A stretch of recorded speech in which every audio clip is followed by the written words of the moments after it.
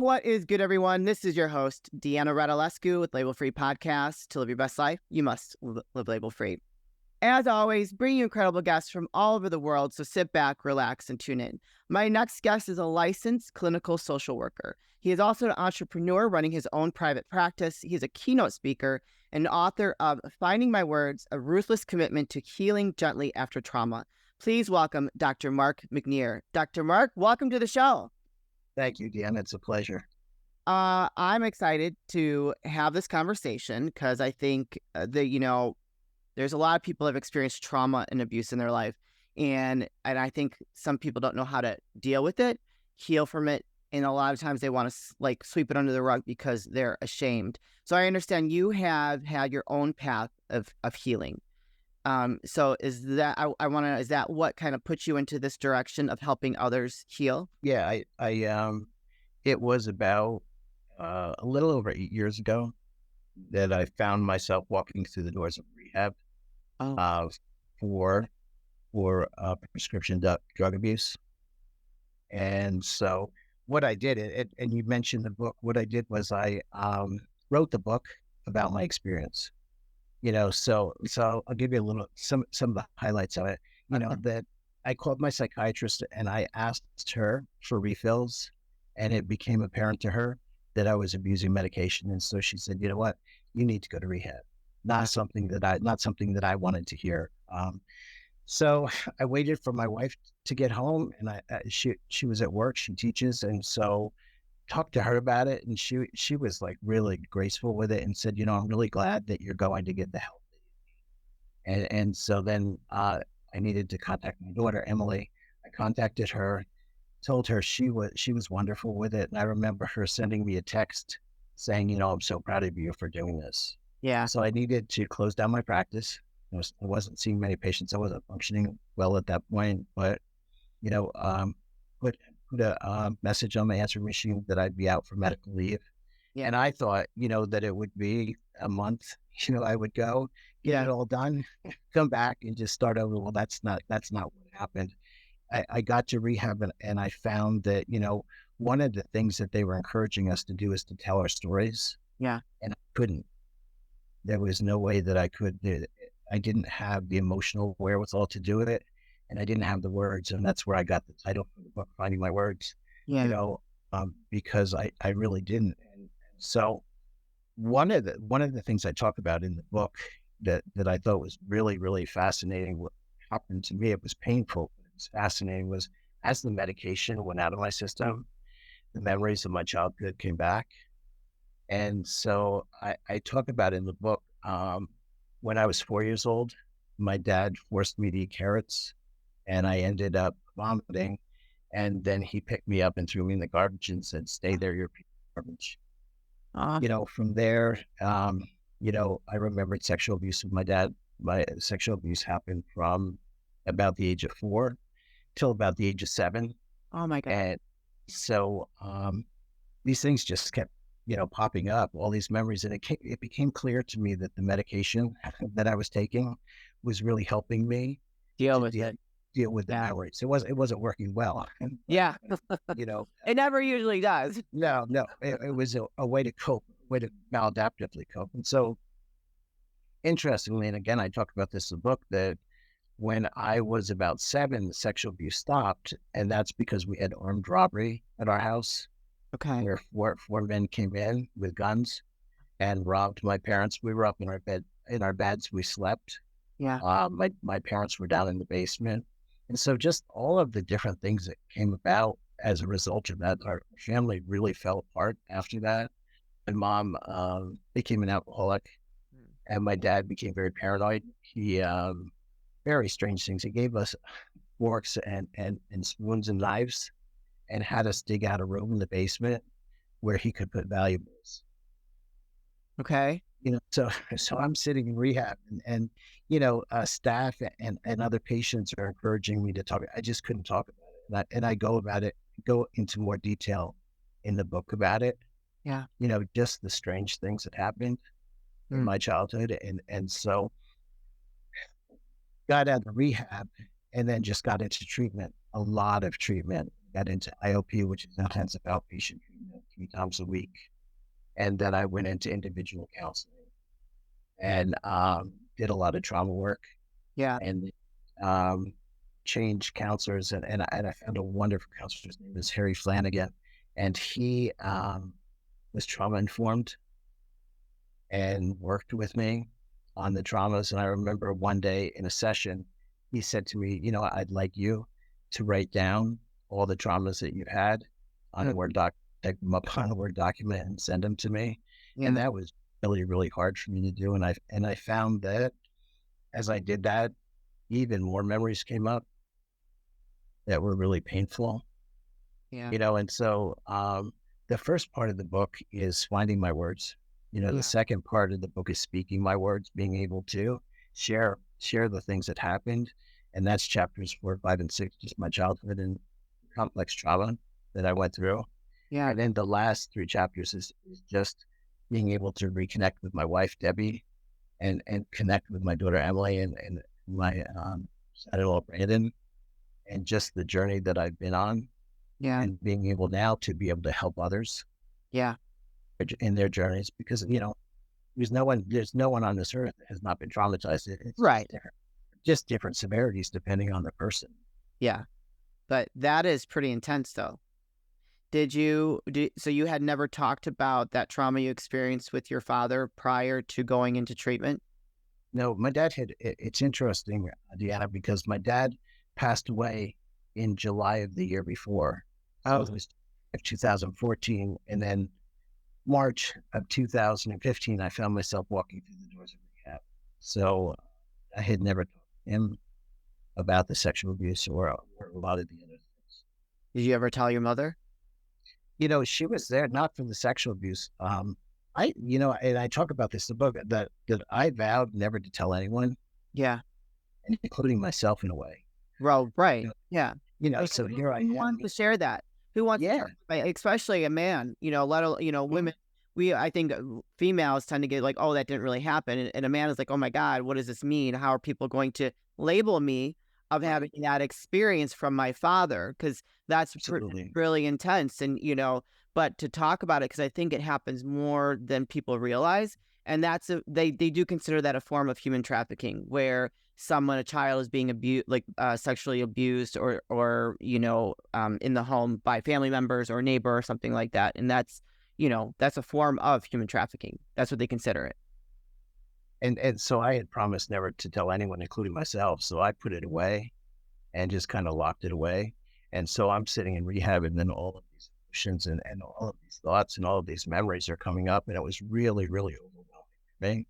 It was really, really emotionally dysregulating for me. Yeah. Did your so when you were struggling with the prescription medications, did your wife know that you were having an issue with it? She would comment, you seem like you're taking a lot.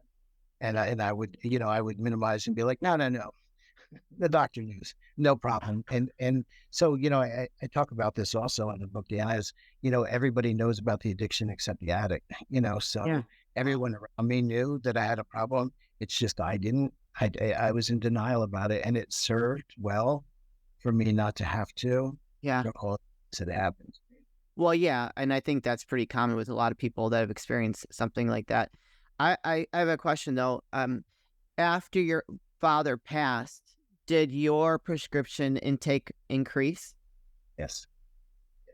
Okay, that makes sense because it's like this piece of you that this person that had done these traumatic things to you is passed away. You never were able to confront them, and it's like that stuff was all bubbling up underneath the surface. Absolutely. Yeah. And I think also, as I've reflected on it, I think that there was trauma with the abuse and some of the things that he did to me, but there was also a lot of comfort with it because there was a closeness to him and Mm, mm, caring and a connection. yeah, And so I think that I felt a lot of abandonment yeah, and a lot of sadness at age 7. I mean, I couldn't articulate it, of course, but right. at age 7, like it stopped and like, why did it stop? Mm. What did I do wrong? Isn't that isn't that crazy? Like how we're programmed to feel that way, even with that kind of dysfunction. Sure. Sure. Yeah. And I think that, unhealthy connection is better than no connection. Yeah. Right. That's, well, at least when we're younger, that's how we feel. Yeah, exactly. You Yeah. know. Um, how long did it take you? I mean, are you still going through counseling now, or do you feel like you have kind of released this skeleton that's been in your closet for so long, I talking about it's it, great. writing the book? I think it's a great question because I think that I'm still going through, when you read the book, you understand, there was like a lot of severe trauma, one thing after another after another. And so, I think that I've healed a lot, Yeah. but I still have more to go, and I think that it'll be a lifelong process. I think that's what it is with trauma is that, I talk about in the book issues of anxiety, issues of depression, issues of flashbacks, things like that, feeling just very emotionally dysregulated at times. Yeah. And, and so I still struggle with those. And I think that that's normal for Yeah. people to struggle, after that many years of, trauma. And so I wanted to write the book to be able to say, like, yeah, I've gone through this journey. Yeah, I'm a professional. I believe in God. There's so many strengths that I have, but yet, there's things that I still struggle with, of course. I mean, I'm a Wow. human being. And so I wanted to write it I wanted to be vulnerable and I wanted to be authentic and I wanted to write it from the perspective of a professional, but Yeah. also, you know, And also a so patient. Is that what you said? yeah. And Oh, also a okay. patient. Yeah. Yeah. To be able to say like, you know what, I struggle every day with different things, but it's okay. Yeah. Well, And by the grace of God, I get up every morning and help other people. and I think that makes you relatable. If someone hears your story and then they want to work with you to get through their trauma and abuse, do you ever share that with your patients? Yeah, I mean that's been a funny thing. I didn't know how it would be with writing the book. It was very kind of nerve-wracking to Yeah. say to people, "Yeah, I'm writing a book," and then for the book to come out and for people to go, "Oh, I picked it up. I'm reading it. I got it off Amazon. I'm reading it," and people have been really wonderful with it. But they have, I think, one thing, Deanna, that I've seen happen is that people have been even more willing to be vulnerable about some of the things that have happened to them Yeah. because of the vulnerability that I show in chapters 4 and 5. Well, throughout the whole book, I talk about having panic attacks in rehab and things like that. Yeah. Yeah. I know for me, when I connect with someone else that has been through some kind of trauma or abuse, it's like we have like a secret connection because we've experienced something that has changed us, right? And we've had to deal with that. I personally like have, I've gone through a lot of stuff, and I'm not going. I don't want to minimize it, but you have to decide after realizing it and being honest with yourself, the impact that it's had on your life and how you dealt with it in an unhealthy way. You have to decide what kind of person you want to be moving forward and what that looks like to you. You can either be on a path of self destruction because you don't want to deal with it and you're just going to self medicate until you die, right? Or destroy everything around you and lose everything. Or you're going to say, hey, you know what? This doesn't make me less than. This doesn't make me a bad person. This was part of my story. It doesn't have to be the end of my story. Right. And that simple phrase that they use, a lot of times in recovery that hurt people. Yes. We end up hurting people because we've been hurt and we don't even know it.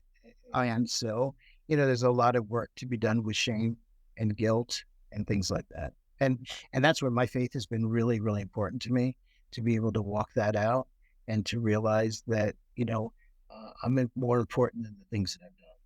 Yeah. Yeah.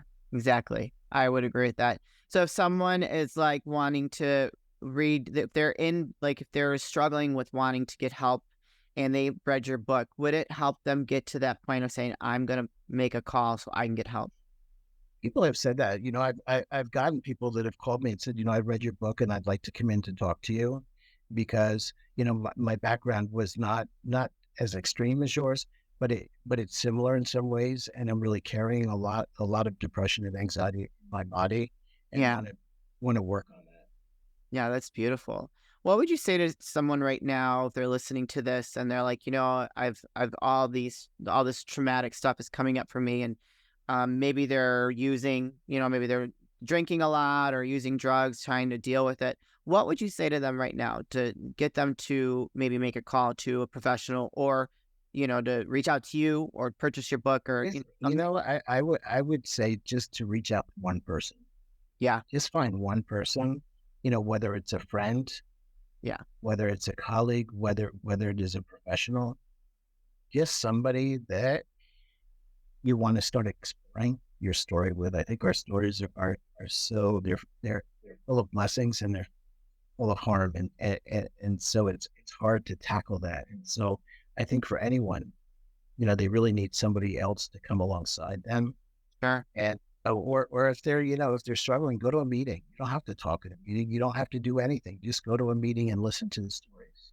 That's what I did in the Yeah. beginning. But Dr. Mark, I'm ashamed. I'm scared. I'm embarrassed. I don't know how I can even go into a meeting or face that and really kind of like look at this in the face. Yeah, I think that I would just encourage them and say, I know how you feel because I've been there and I know what it was like that first day driving, not driving, but being driven to rehab. I remember Debbie driving me and me just feeling so down and Yeah. so ashamed and feeling like my life was over, and I think that just encouraging somebody to take the risk. I know how hard it is, but to take the risk or to reach out and get the book or get another book on trauma. Just start reading. Yeah. I love the thing Dr. Gabramate is a physician and he's written so much on trauma and addiction. And he talks about, the question is not why the addiction. Yeah. The question is why the hurt. Why the hurt? Yeah. That's And good. so that I would even say that if somebody's, listening to this and they're struggling with using things, addictions, process addictions or substance addictions, just realize that that's not your problem. Right. Right. It's become a problem. Right. Mm-hmm. But that's not your problem. There's an underlying factor, and that's the hurt that you have not been able to deal with. Yeah. And I wrote the book too to say to people, you know what, if I was able to deal with the complex trauma that I went through, then someone else Yeah. can work. Absolutely. Takes time. Yeah. And I think that allowing yourself to be vulnerable is like a superpower when you've experienced when you've experienced trauma and abuse, because for me, like what I went through when I was younger, I immediately just became the strong one. I was just like the tough girl and I'm going to kick everyone's ass. And I'm like, you fuck with me, and at this point in my life, after I've done all this work on myself and, just all the things that I've gone through, it's like, being vulnerable is like a superpower for me to be able to talk about things that I've been through and to have this joy and this happiness after experiencing all that is huge. And it's a great example of how resilient we can be and how great our lives can be despite what we've been through. Actually, I think the worse the story, the more impact you can have on the world. You know what I mean? Because people are drawn to those stories of strength and overcoming. Like, oh my God, he went through that, but look at him now. He's married. He's a doctor. He's an author now, and he's a keynote speaker, and he's helping people. Like, that's huge. And I think that, the other thing is, a lot of times we project where we want to be instead of looking at right where we are and saying, what is the next step that we have to take? Yeah. Don't worry about a year down the road. And I remember, Deanna, that I was in rehab and I spoke to a psychiatrist there. He was wonderful. His name was Dr. Joseph Garbley. And he looked at some of the things I had been through with the trauma, not extensively, but just some of it. Yeah. And he said to me, it's going to take you a long time. And there was something about that just felt good to me. Mm-hmm. That, you know what, I don't have to get it all done by tomorrow. Right. It's going to take time. It took time to get to where I was, and it was going to take time for me to progress. And, when you ask me, do you struggle with things now? Yeah, I struggle every day, but I'm not struggling like I did 3 years ago or 5 years ago, and certainly not like 10 years ago. Yeah. Right.